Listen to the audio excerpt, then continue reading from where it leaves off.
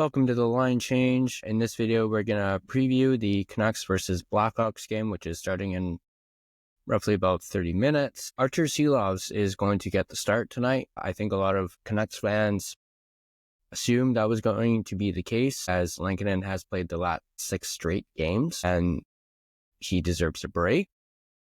On another note, Silovs' only win this season came against Chicago. So let's hope that he can do it again. Couple notes for this game tonight. Myers is returning to the lineup. He was initially labeled as probable, but he will officially return to the lineup, as I noticed it through my fantasy hockey, as I happen to have Myers on one of my teams.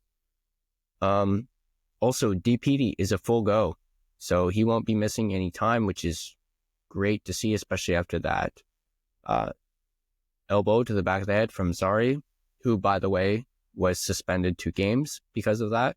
I'm going to have another video come out maybe tomorrow where we're going to talk about Calgary's head coach, Ryan Huska, and his comments towards the suspension, as I think that's something we can talk about. And I'll say right now, I did not like his comments at all. I thought they were poor taste, but we're not going to dive too much into it. We'll save that for that video. Now is the question for the Canucks. They had that big win against Calgary the other day. Can the Canucks keep the momentum going from that game against Calgary? That was a must win for the Canucks. This weekend is also a must win. Canucks are going to have to win both of their games this weekend, both tonight and tomorrow, if they want to keep that momentum. Calgary lost the other night, so that is a very positive thing to see.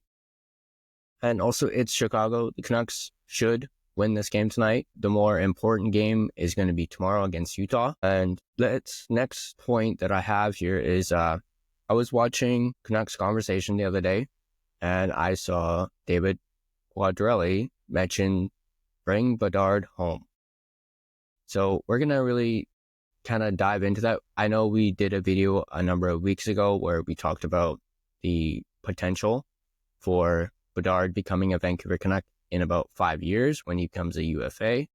You can find that video up here. And we're going to talk about it again because it seems like Quads is in the same boat as me when it comes to bringing Bedard home. For those of you that don't know, in the last Chicago game, Bedard got a 10-minute misconduct for abuse of the officials. Obviously, that is a question mark for that, as Bedard's usually not the type to abuse the officials with his language.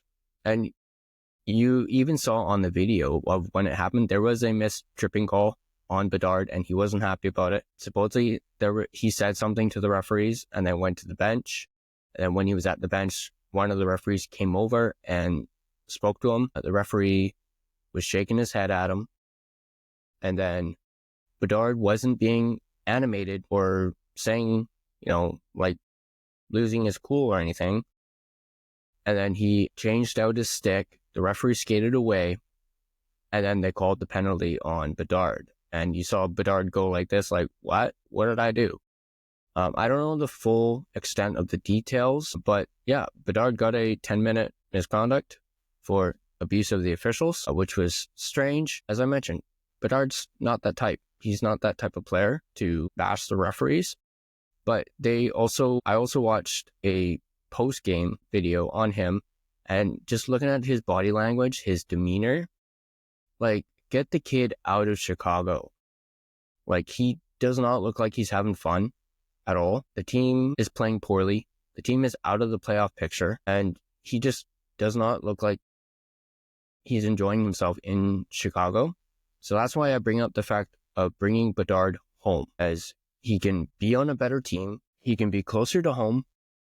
Everyone knows he's from North Van, and he's said in the past that he wants to be a Vancouver Canuck one day. And I'm 100% with Quads on his take. He did talk a little bit about how the Canucks could maybe get him before he becomes a UFA, like when he's an RFA. Canucks could maybe go after him. Obviously, you would have to maybe try and trade for him. Obviously, if the Canucks went that route, the Blackhawks would want a major haul in return to even entertain it. I don't know if the Canucks really have those assets right now. And if they did, they would have to part with the likes of Lekaramaki, Willander, and maybe even DPD might,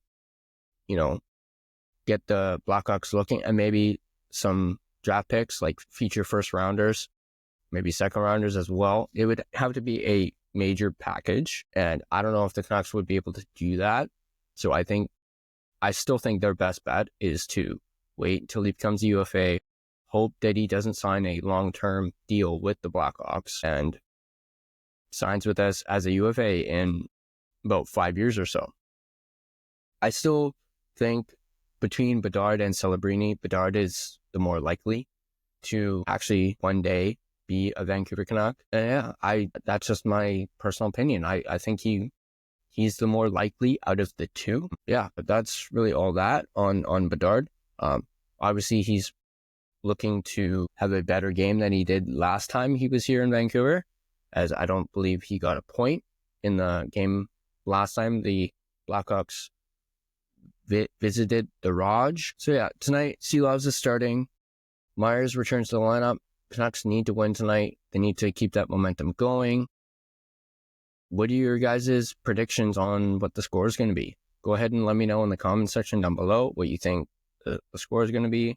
Obviously, Quinn Hughes will, as far as I know, is going to be in the lineup. Can Elias Pettersson keep things rolling from that game against Calgary we talked about in a most recent video on whether or not he's back to form? We'll have further answers to that question in this weekend series against both the Hawks and Utah. So hopefully he can produce tonight and just keep that momentum going that he's built, keep that confidence going. And that's going to do it for this preview video.